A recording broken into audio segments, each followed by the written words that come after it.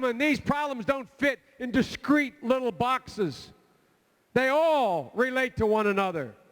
And as long as we are squandering our credibility, our lives, and our treasure in Iraq, no one in the world is prepared to join us, listen to us, and follow our leadership in these other hot spots in the world.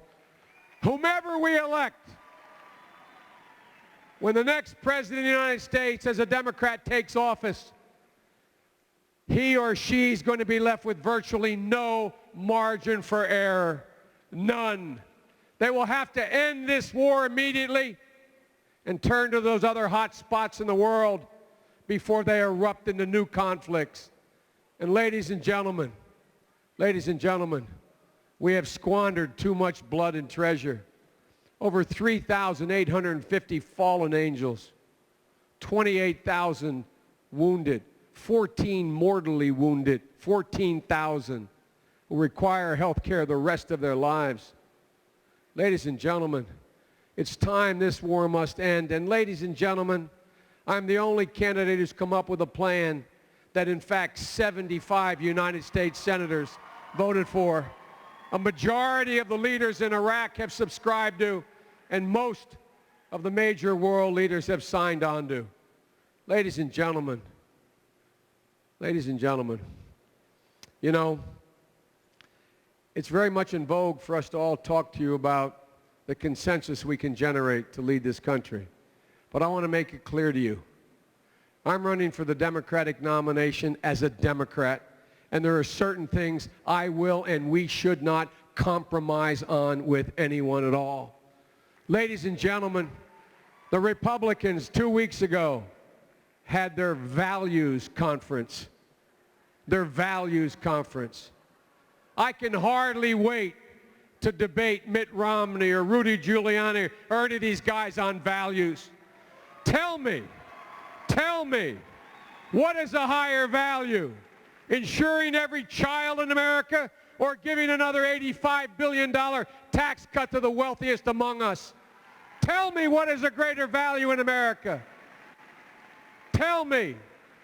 Is it making sure that those 400,000 kids who got admitted to college last year and couldn't go for financial reasons, is that a lesser value than making sure that you continue this orgy of spending on programs that are of no interest? Ladies and gentlemen, they confuse ideology with morality, and their values are backwards.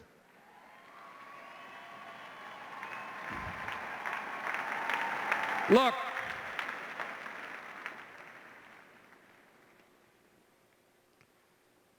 this president is going to be judged very harshly by history. Not merely for the mistakes he's made. He's going to be judged very harshly by history for the opportunities he has squandered. Ladies and gentlemen, just imagine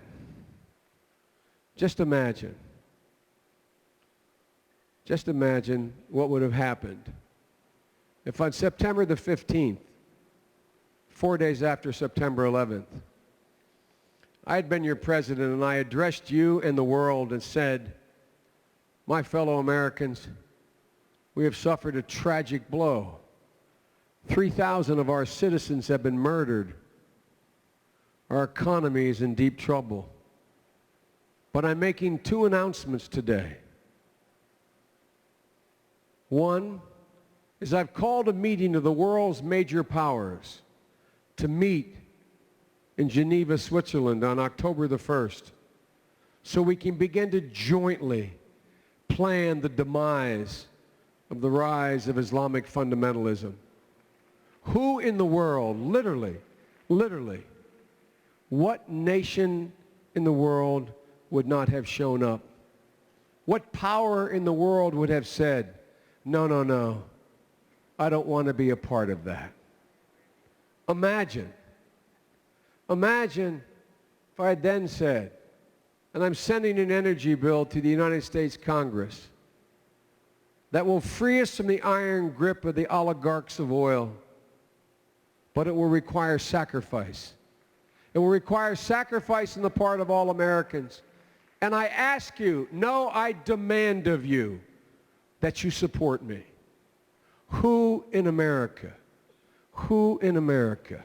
would have said no? Ladies and gentlemen, if you believe I'm right about that, then believe and understand the American people are still ready. The American people are still ready. They are not afraid, as I said before. And the Democratic Party and the next President of the United States of America will be judged harshly by history as well if we squander the opportunity that's been made available to us to unite the world and to unite the nation. Ladies and gentlemen, there's never been a time in the history of this country that anyone in this country has been alive to witness where the country is more ready, more willing, and more capable of leading the world. Every one of this is like pushing on an open door. I've been doing this for a long time. I know most of these world leaders. I know most of them by their first names, not because I'm important, because I've been going to these conferences, Nancy, since I've been 29 years old. I've been sitting next to these people who now run their countries. I promise you, they are ready for an America to lead.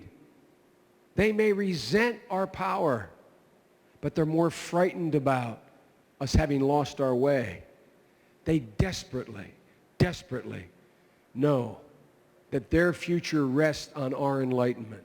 So ladies and gentlemen, this is like pushing on an open door.